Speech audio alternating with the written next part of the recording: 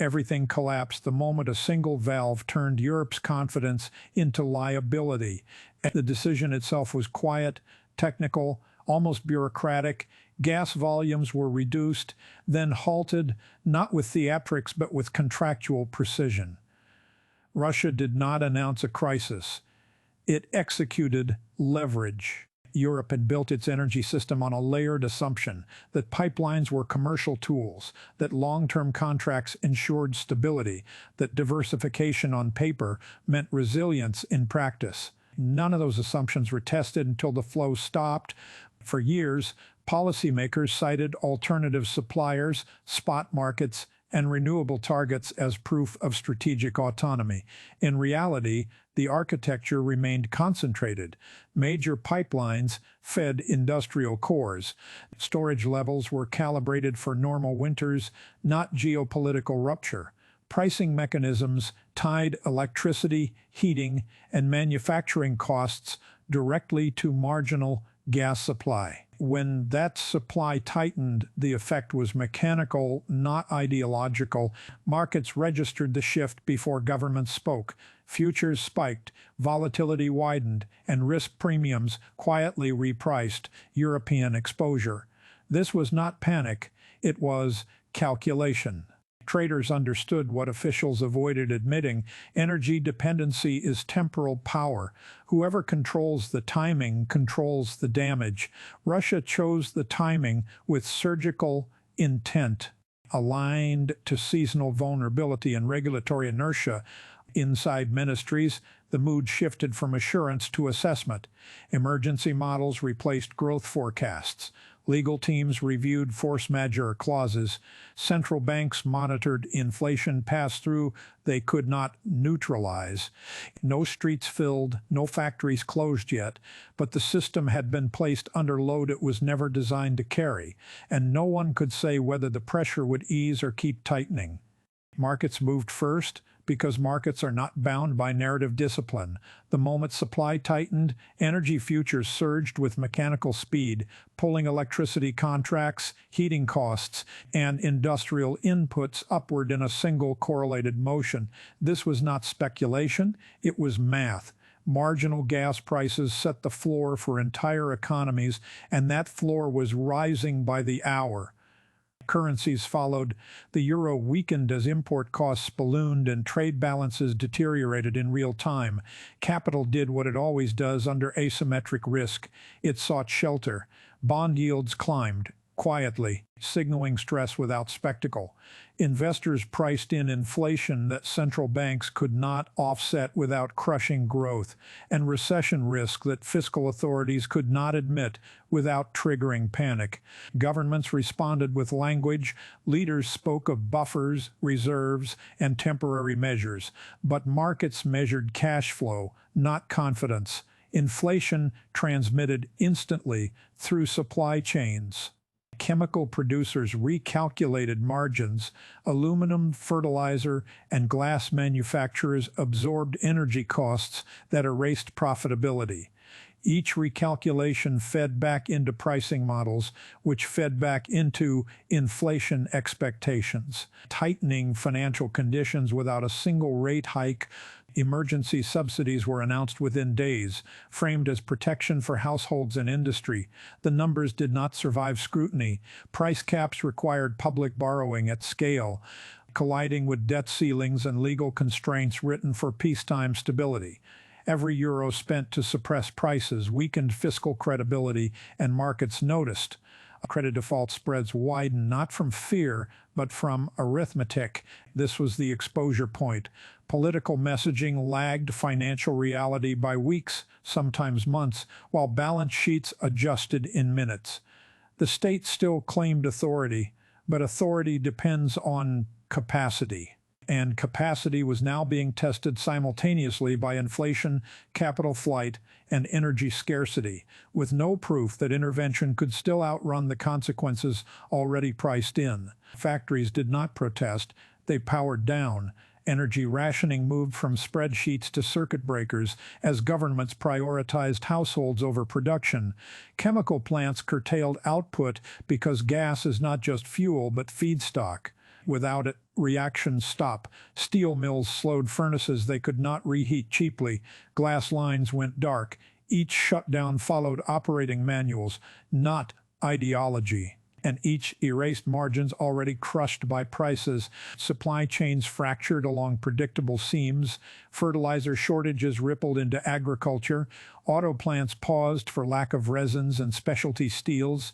Small suppliers failed first, unable to finance energy bills up front, pulling larger firms into forced stoppages. Warehouses filled with incomplete goods while orders went unfilled, converting inventory into liability. The damage compounded daily, measured in lost shifts, breached contracts, and penalties quietly invoked. Layoffs followed with bureaucratic calm. Temporary furloughs became indefinite. Governments expanded short-time work schemes, absorbing wages, while output vanished. A legal workaround that preserved payrolls while hollowing productivity. Tax receipts fell as subsidies rose. Municipal budgets tightened. The economic fracture moved from balance sheets to households, not yet as protest, but as anxiety. Visibility changed everything. When blast furnaces cool and assembly lines stall, the fiction of control collapses. Executives testified before committees, explaining physics to legislators. Ministers toured shuttered sites wearing safety helmets that changed nothing. Energy allocation committees ranked industries by criticality, formalizing scarcity into law. Every ranking produced winners and losers, and every exclusion hardened resentment. The system still claimed containment, insisting sacrifice would remain industrial.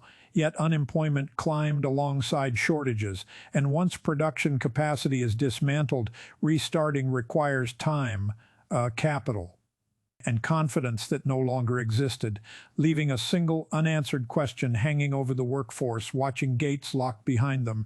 Contracts were voided, training lost, and local economies learned how quickly skilled labor disperses. When, with paychecks stopped turning temporary shutdowns into structural loss without any guarantee the lights would return. Authority did not collapse suddenly. It fractured under procedures designed for stability, not crisis. Governments invoked emergency powers to cap prices, mandate storage use, and subsidize consumption. But each intervention collided with existing law. Competition rules were suspended selectively. Budget ceilings were stretched without repeal. Courts accepted provisional measures while warning they could not be permanent. The state acted, but always defensively, constrained by frameworks it had written for a world that no longer existed. Parliaments became pressure chambers. Coalition partners disagreed not on goals, but on limits. Northern states resisted mutualized debt. Southern states demanded relief without austerity conditions. Votes stalled, committees delayed, every delay translated into higher bills and thinner margins outside the chamber. Opposition parties framed emergency spending as fiscal betrayal while offering no alternative that survived arithmetic. Legislative authority thinned as the crisis accelerated beyond debate. Public disbelief followed predictably. Price caps failed to suppress costs fully, exposing the gap between promise and outcome. Stimulus checks softened pain without restoring purchasing power, training citizens to expect intervention while sensing its insufficiency. Protests emerged without ideology, centered on energy bills and food prices rather than slogans. Police enforced emergency regulations with visible restraint, a signal that compliance depended more on patience than legitimacy. Legal challenges multiplied. Energy firms sued over forced sales. Taxpayers contested subsidies funded through off-book mechanisms. Constitutional courts reviewed decrees at a pace incompatible with economic reality, creating a dual system where enforcement preceded validation. Institutions bent against their own rules, preserving form while eroding substance. The law remained intact, but its authority thinned with every exception. The pressure point became credibility. Democratic systems rely on voluntary compliance backed by trust. As purchasing power eroded, trust followed. Governments could still command, but commanding is not governing. And without belief in competence or fairness, enforcement becomes a test of endurance rather than consent. Whether institutions could sustain that endurance without breaking remained unanswered. Even as the cost of hesitation continued to accumulate daily, economic stress crossed the threshold from accounting problem to lived condition. Energy poverty expanded rapidly as heating costs consumed fixed incomes and prepaid meters emptied without warning. Rationing rules, once framed as temporary efficiency, became sources of conflict in apartment blocks, factories, and municipalities. When access is scheduled, scarcity becomes personal, and compliance depends on trust that no longer existed. Strikes spread with logistical precision. Transport workers demanded indexed wages. Utility crews refused overtime without hazard compensation. Teachers walked out as cafeterias closed intermittently, forcing parents to choose between work and supervision. These were not ideological movements, they were operational stoppages triggered by cost curves that outpaced salaries. Each strike tightened supply, which raised prices, which produced the next strike, a closed loop with no stabilizer. Urban unrest followed a familiar pattern.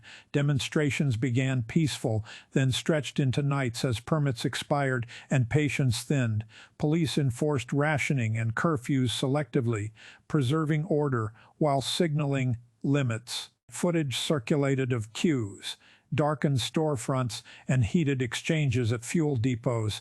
None of it looked exceptional anymore. Emergency had become routine, and routine dulled outrage into exhaustion. Households adjusted downward, meals simplified, commuting routes shortened, informal barter appeared alongside formal markets, an old response to modern scarcity. Governments announced relief packages on fixed schedules, and citizens learned to time bills to press releases. The psychology shifted from expectation to endurance. When relief is predictable but insufficient, it trains people to survive without believing. Cohesion thinned quietly. Neighborhoods with resources insulated themselves, those without absorbed the strain. Blame moved laterally, not upward. Migrants, regulators, companies, unions, anyone closer than the state became targets. Social order did not break. It stretched and stretched. Materials fail without warning, leaving the unanswered question of how long a society can ration trust before it runs out entirely. No authority intervened decisively because decisive intervention required resources, unity, and legitimacy already depleted by the crisis itself. Recognition arrived without ceremony. The assumption that interdependence constrained aggression collapsed under evidence that dependency invited timing control. Europe had treated energy trade as diplomacy by inertia, believing contracts substitute for leverage, efficiency targets, optimized cost, not survival. Storage was minimized, redundancy dismissed as waste, and resilience postponed to future budgets. That never arrived. Diversification plans existed, but timelines betrayed them. LNG terminals approved but unfinished. Interconnectors delayed by permitting. Nuclear retirements accelerated before replacements stood ready. External suppliers were finite, competing, and price-sensitive, not strategic partners waiting to absorb European demand at scale. Shipping capacity capped imports. Regasification became a bottleneck. The math did not close, and no communique could force it to. Geopolitically, isolation carried costs once ignored. Sanctions restricted access to capital and components while failing to replace lost molecules. Energy diplomacy shifted from rule-based negotiation to auction, where wealth outbid a principle. Allies sold what they could at prices markets cleared, not what solidarity promised. Strategic autonomy narrowed to slogans as balance of payments pressures mounted. Institutions conducted reviews with clinical language, acknowledging errors without assigning responsibility. The pattern was historical. States that confuse efficiency for security pay the difference during shocks. Rebuilding capacity required years, permitting battles and capital flows already strained by inflation and debt. There was no switch to flip, no reserve to tap that did not already carry opportunity cost. The recognition hardened into permanence. Europe could mitigate, ration, and borrow, but it could not rapidly escape the structure it had built. Strategic weakness was no longer temporary exposure. It was embedded reality, and the unanswered question was whether autonomy could be reconstructed before external actors adjusted again to exploit the same leverage with even less restraint. Legal and financial commitments locked the trajectory in place. Long-term contracts, planning law, and capital scarcity slowed reversal. Each corrective measure consumed political capital faster than it restored energy. Leaving strategy trapped between urgency and feasibility, judgment does not require outrage, it requires accounting. The cutoff worked because the structure invited it. Control over timing became control over damage, and Europe ceded timing long before the valve closed. Economic contraction followed predictably, output shrank, prices hardened, and investment retreated. This was not shock, but settlement, the invoice for years of traded resilience. Institutions absorbed damage unevenly. Central banks preserved credibility by tightening into weakness, sacrificing growth to defend currency.